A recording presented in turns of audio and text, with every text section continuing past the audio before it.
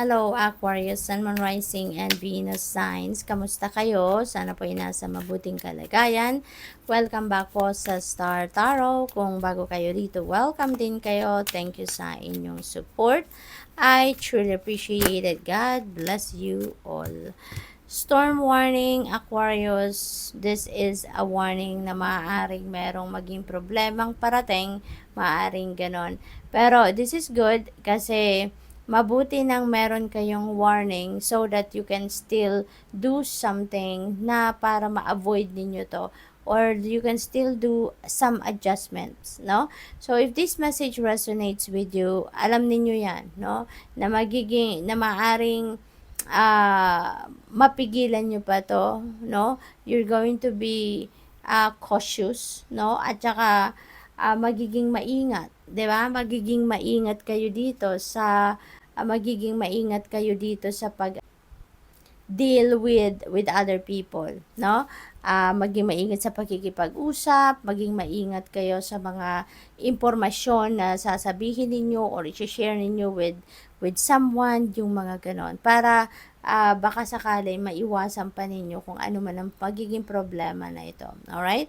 So, Angel of Strength, tatagan nyo lang ang inyong loob, tibayan ninyo ang inyong dibdib, no? Because alam naman nating lahat, 'di ba? Na yung inner strength natin can move mountains, hindi ba? Kaya tatagan nyo lang ang inyong loob. Angel of Strength is here para tulungan kang i-activate ang inyong courage at yung inyong inner strength, nang sa gayon kung meron mang problema ay malalagpasan ninyo yan, maa-address ninyo ng maayos, and you'd be able to overcome kung ano man ang mga unos, no, sa buhay na maaaring dumating. So what else? We have number 5. Wow, so we have number 55. This is synchronicity right here, Aquarius. Number 5 resonates with change, no? Kaya napakaganda rin ito kasi magbabago ang inyong sitwasyon. And we have number 55. So I suggest po, no, Aquarius, please look up for the meaning of number 55 po for more guidance, all right? So dito sa attachment energy, madilema, no? Kasi parang this is your dark situation na pinagdadaanan ninyo, no? Maaaring yung sitwasyon na to, napapagod na kayo dito kasi maaaring you've been attached to this unhealthy situation for quite some time na. Kaya ngayon, parang unti-unti, di ba, nagliliwanag ang inyong paligid because unti-unti siguro nare-realize na ninyo na parang ang tagal ko na sa sitwasyon na to, pero wala namang magandang nangyayari sa buhay ko. Or parang wala namang changes na naidudulot, no, na maganda ang sitwasyon na kinabibilangan ko. Kaya maaaring you are going to realize now that it's about time na for you to release yourself from whatever this dark situation is. So, maaaring meron kayong realizations na sa ngayon. It's about time not to break away from that. At kaya siguro, tinatanggal nyo na din yung maskara ninyo dito because you want to be authentic na sa sarili ninyo sa ngayon, no? Parang siguro nare-realize na ninyo na this is not what I want in life. This is not what I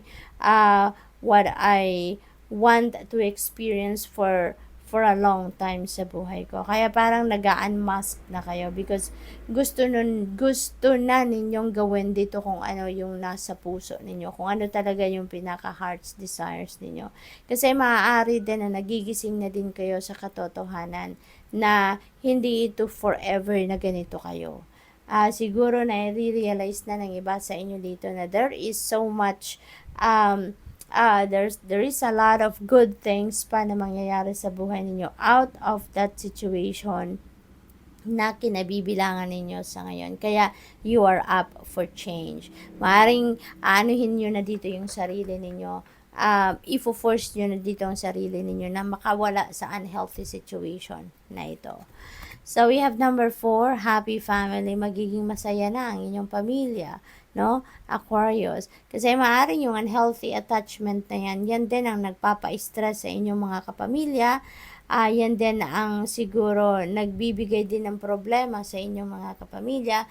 But you being, or you having that realization na umalis na sa sitwasyon na to, that could create a beautiful family situation na sangit. Magiging masaya na sila para sa'yo, and also magiging masaya na din ang inyong pamilya with that, no? So good luck. So what else? We have number 30, the garden and the gate.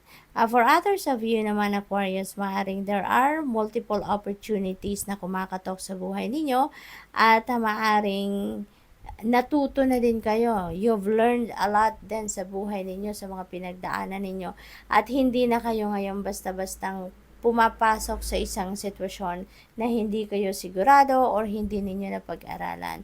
You're being cautious na din ngayon, ano? Kaya most likely, Aquarius, merong opportunities dito na tinitignan-tignan nyo muna if it's going to be good for you. Kaya bago kayo mag-jump into conclusion or mag-jump into this new situation or this new opportunity, pag-aaralan nyo muna. No? Nagmamasid muna kayo, something like that. So we have number 38, fourth chakra, Archangel Raphael. Fourth chakra is our heart chakra, no? At maganda rin ito kasi maaaring ang iba sa inyo nag-heal na din ang inyong puso. Maybe nanggagaling kayo din sa heartbreak, nanggagaling kayo sa isang separation, nanggaling siguro kayo sa being betrayed by someone, at ngayon, maaaring with the help of Archangel Raphael and the help of the Divine Universe, nag-heal na siguro din kayo, no? Na gumaling na ang puso ninyo, ngayon, bumabalik na kayo alam mo yun, sa energy na mapagmahal kayong muli, buo na yung puso ninyo, mapagpatawad na muli kayo, yung gano'n. So that's really beautiful. So good luck. Thank you for watching. Love and light. Namaste.